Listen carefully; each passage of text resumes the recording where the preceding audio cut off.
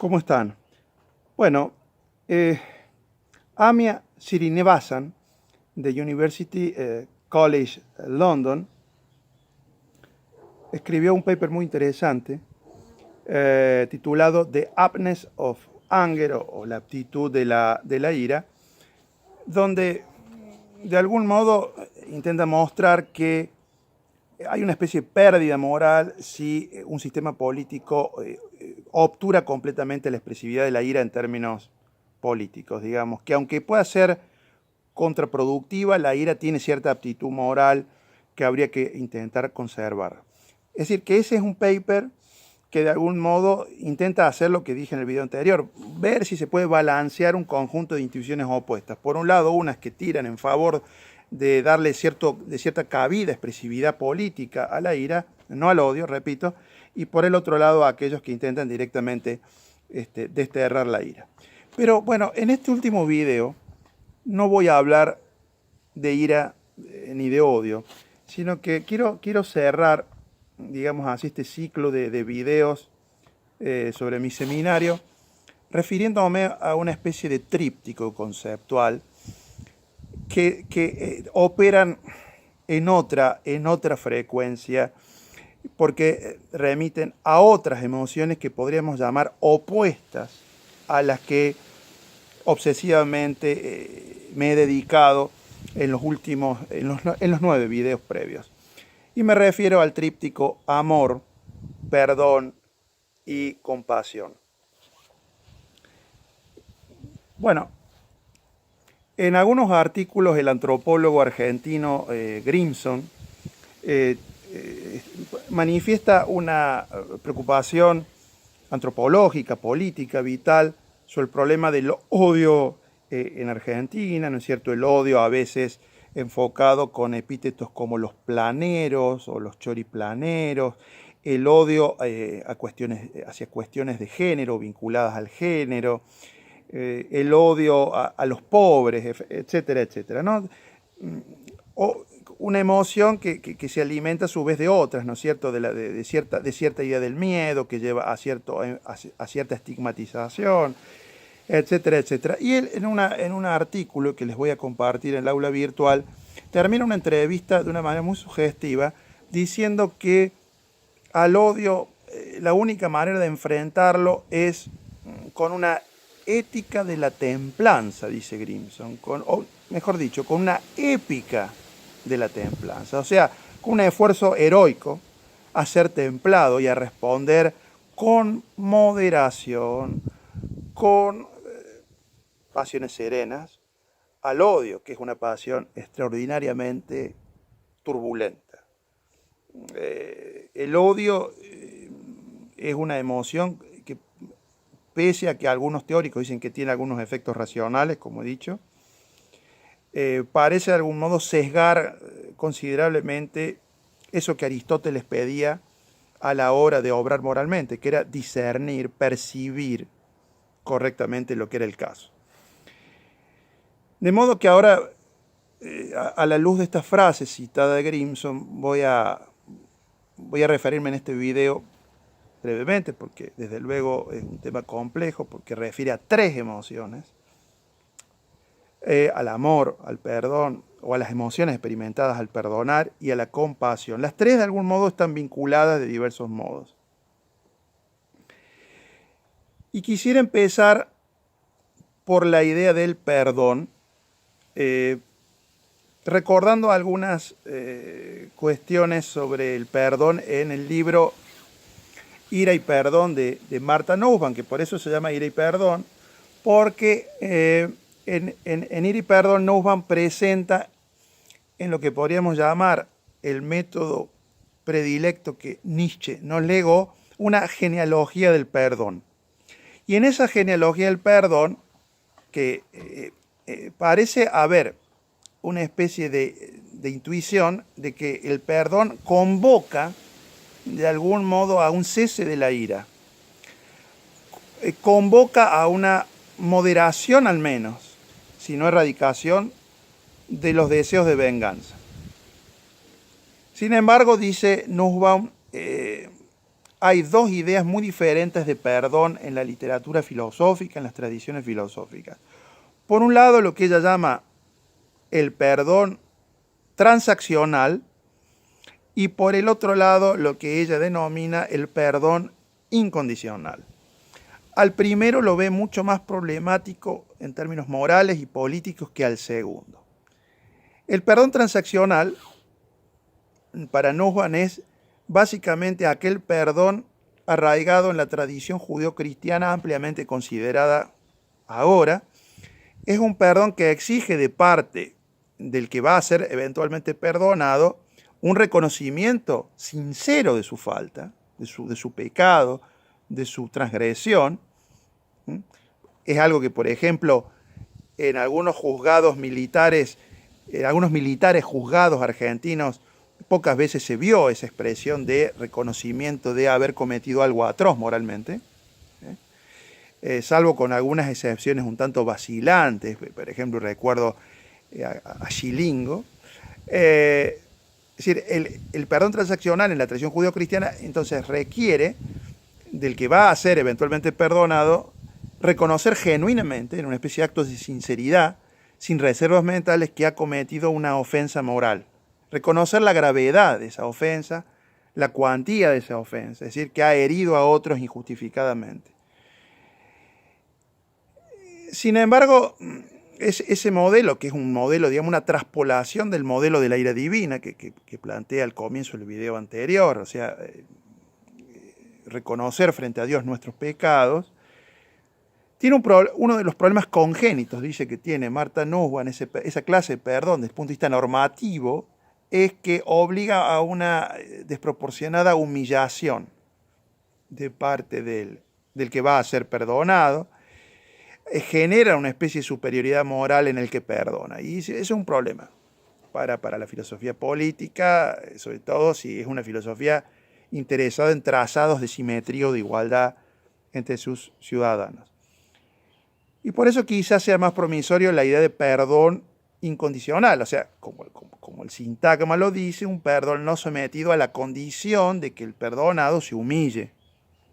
Sin embargo, también, al último dirá Nussbaum, esa clase de perdón a veces encierra un acto de, digamos así, de humillación. Es una idea que uno podría encontrar en ese texto de Desmond Tutu, ¿no es cierto? No future without forgiveness, no hay futuro sin perdón, y vinculado a lo que serán los procesos de reconciliación en Sudáfrica. Más promisorio, cree Nussbaum, es, frente a estos dos tipos de perdón, el transaccional y el incondicional, en lo que ella llama el modelo del amor incondicional. ¿No es cierto? Que podríamos llamarlo el modelo 3, y ahí aparece ahora la categoría del amor, o la palabra amor, con una cierta caracterización conceptual. Ese amor incondicional del que habla Nussbaum podría estar ya en ciernes, en cierta mejor interpretación de ciertos pasajes de la tradición cristiana, por ejemplo.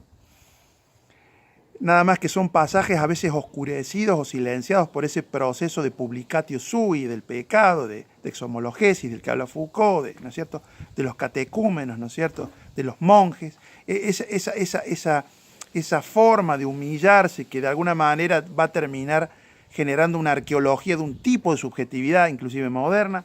Bueno, ese amor es un amor sin restricción, y los ejemplos el ejemplo quizá más elevado y más paradigmático para Nussbaum es lo que podríamos llamar el modelo Gandhi, el modelo de la generosidad sin límites, el modelo, un modelo de amor radical hacia todos los seres. Un amor es un tipo de amor no narcisístico. Es un tipo de amor no narcisístico. Y claro, eso no es tan fácil de digerir en la tradición occidental, que tiene ideas de amor bastante narcisistas, si se quiere.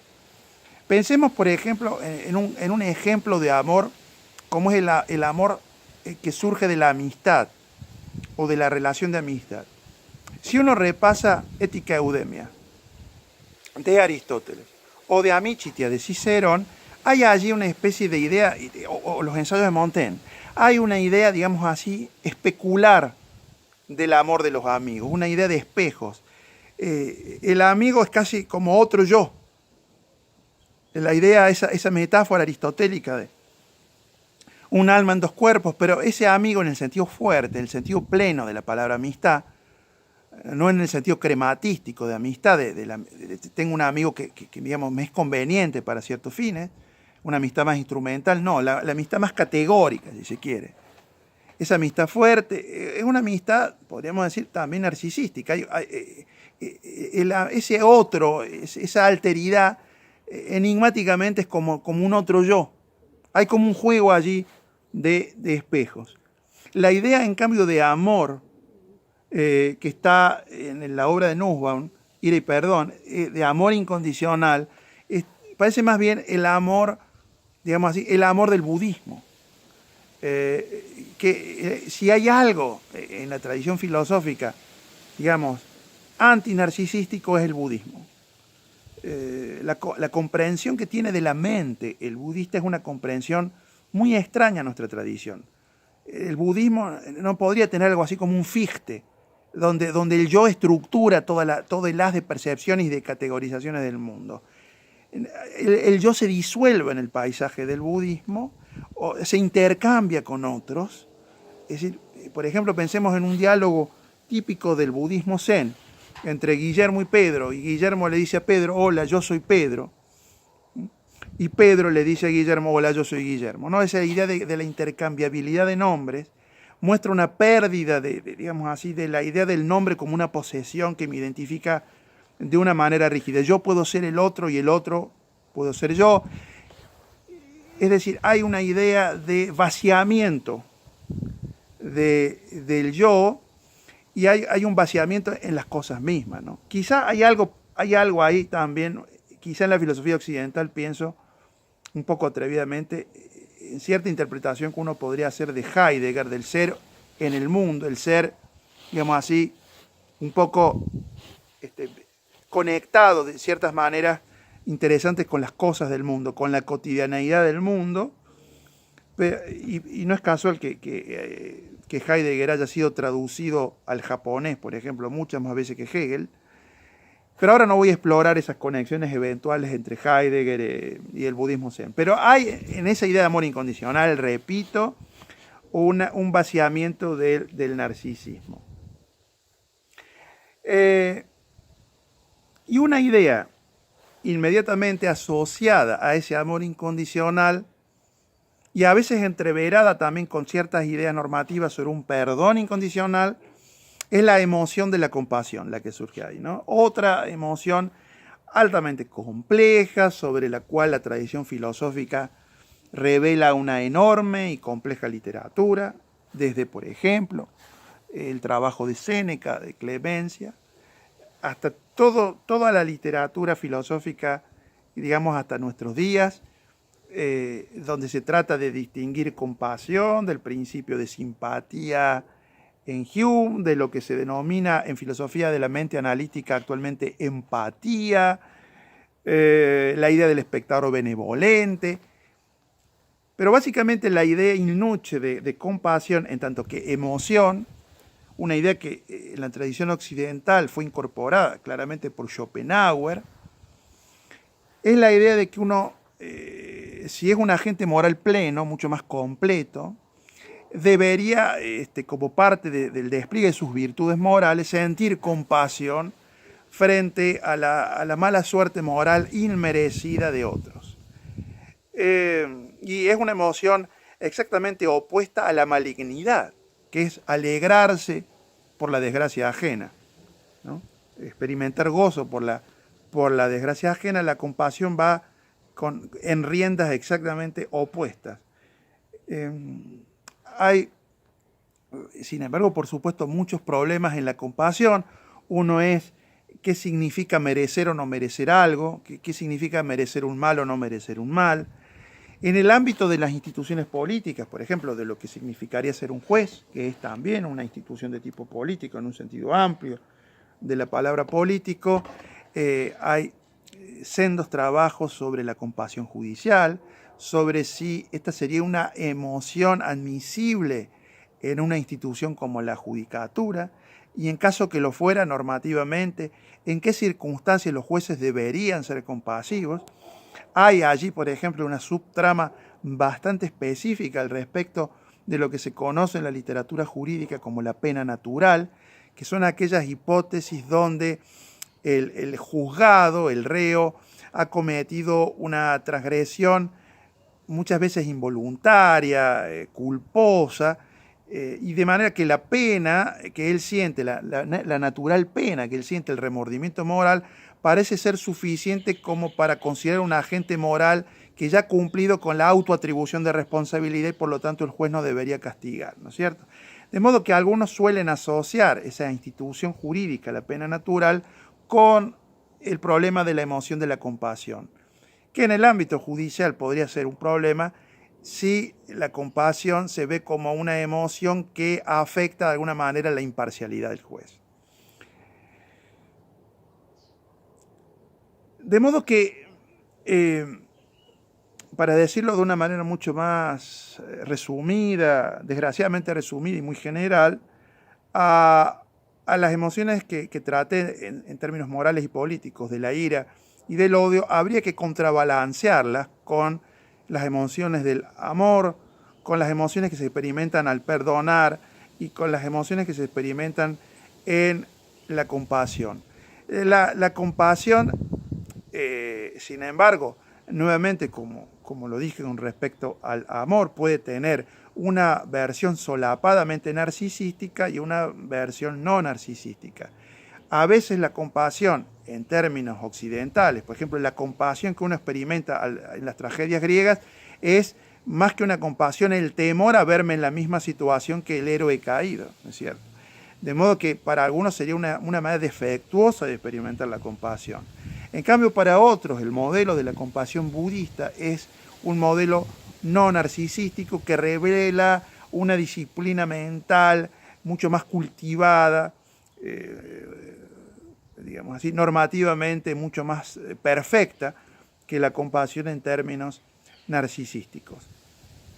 El amor y la compasión son entonces como una especie de, en esa tabla de contabilidad ficta de las emociones, como una especie de contraemociones con valencias positivas respecto de las emociones de la ira y el odio. Decir con valencia positiva es un tanto también inestable desde el punto de vista del análisis, porque tampoco está claro que la emoción de la ira sea una emoción siempre con valencia negativa. De hecho, Aristóteles, repito, por ejemplo, consideraba que había casos de ira justificada.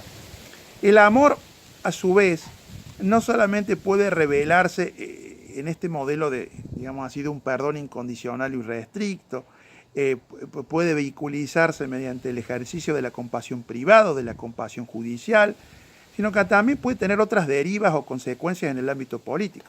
Hablaba hace un rato de la amistad, recordaba la caracterización genérica de la amistad en Ética Eudemia, en De Amicitia de Cicerón, y la amistad es una categoría no meramente privada, como uno puede pensar. Uno cree a veces que la amistad es una especie de valor a honrar en el oikos, ¿no es cierto?, en el lugar del hábitat personal, de la ética privada.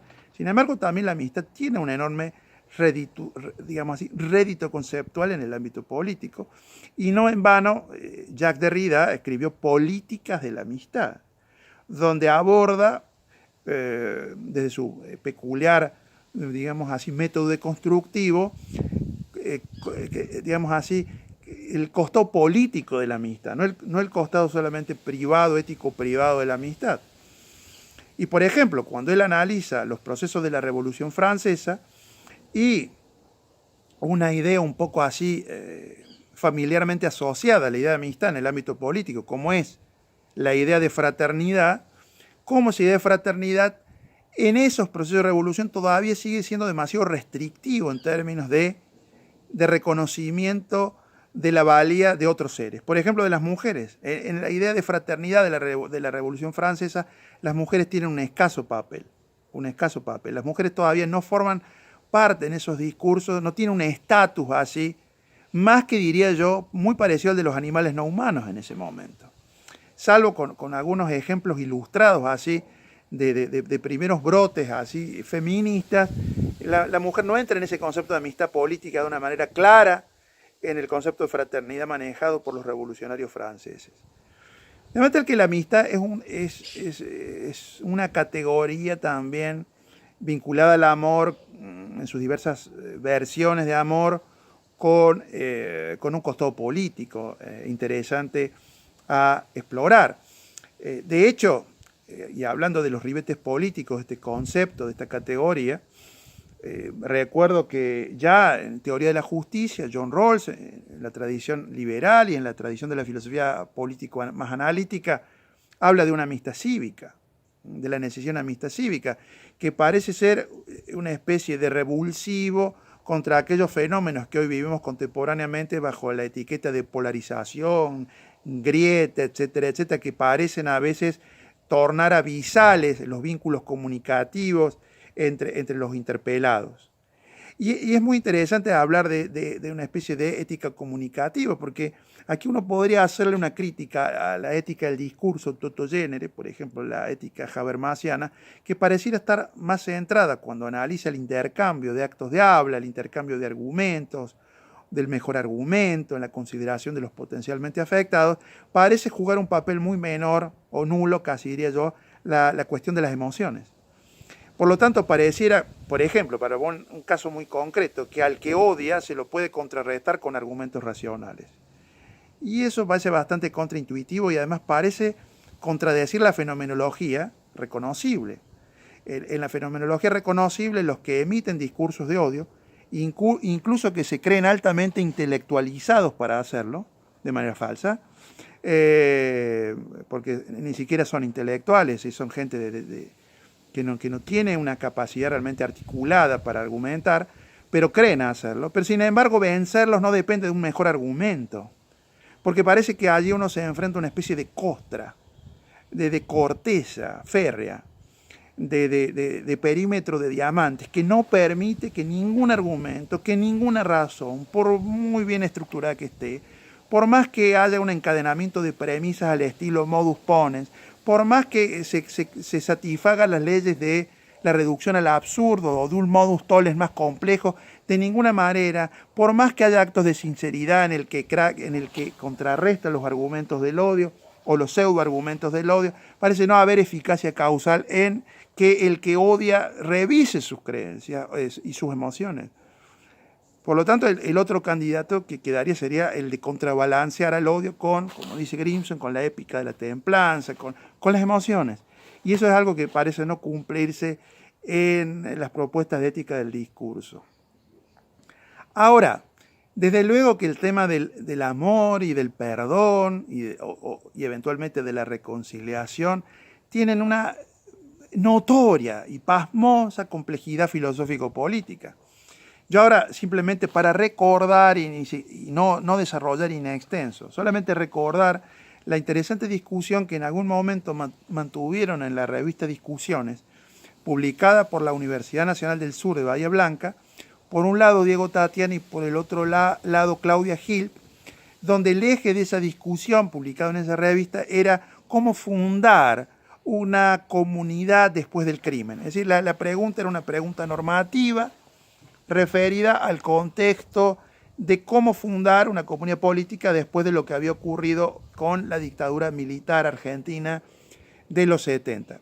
Y allí se discutía sobre la base de dos diseños normativos, de dos propuestas institucionales diversas. Una que, en mi opinión, mira más hacia el futuro, como es el diseño sudafricano, ¿no es cierto?, de las comisiones de la verdad y la reconciliación posterior, el modelo Mandela, del que hablaría Nussbaum en Ira y Perdón, como un buen modelo, digamos, de una ira que es más bien transicional, el modelo Luther King, que termina en una especie de ideal de reconciliación, mira al futuro, mira cómo restaurar e ir hacia el futuro, y que creo que era la idea de algunos de los asesores de Alfonsín, era esa, es decir, una vez que hubiera juicio, a los comandantes, a los responsables más importantes, tratar de llegar hacia ese horizonte normativo. Por el otro lado, Tatian parece defender más el diseño digamos que casi que de facto terminó primando en Argentina con el modelo del castigo que mira más hacia el pasado, y no basta con comisiones de verdad, no basta con eso, sino que es necesario y perentorio el castigo penal. Pero sea cual sea el modelo, en esta discusión sobre esta pregunta, cómo fundar una comunidad después del crimen, hay una pregunta donde la pregunta por el fundar no puede ser, en mi opinión, solamente fundar en términos de reglas, de normas, de principios, en los que en una especie de posición original o en términos argumentativos, deliberativos, lleguemos a acordar. Si no hay, es una hipótesis, es una intuición, si no hay un trabajo una terapia sobre las emociones políticas en juego, parece que no se terminará de lograr mucho, ¿no es cierto? Ni siquiera en términos de una amistad cívica futura, de una amistad política futura, sino que más bien la lógica binaria amigo-enemigo schmittiana seguirá alimentándose de odio. ¿Cómo trabajar entonces sobre esa pregunta que remite a cuestiones de diseño institucional? El diseño político parece que no es algo que se pueda resolver solo considerando filosóficamente argumentos, digamos así, generados por la usina de la razón práctica, sino que parece que también el trabajo, la interpelación de las emociones políticas y morales debería ser parte de la cuestión. Porque, por supuesto, hay muchas preguntas abiertas. ¿Qué hacer con los monstruos morales? ¿Qué hacer con eso que Aristóteles llamaba la bestialidad, ¿no? que era como una forma de incontinencia extrema, ¿no? de vicio moral extremo? ¿Qué hacer con la idea de bestialidad moral? ¿Es una idea políticamente admisible la idea de bestialidad moral? ¿Cómo juzgar a los monstruos sin volverse un monstruo? En fin, son toda una serie de preguntas cuya respuesta, indudablemente compleja, indudablemente que exige una enorme ponderación y detalle, no solamente convocan al, repito, intercambio de argumentos fraguados en las calderas frías de la razón, sino que requieren un examen filosófico de las emociones.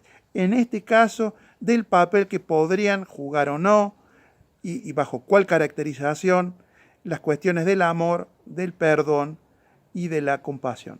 Bueno, muchas gracias por haberme seguido hasta acá.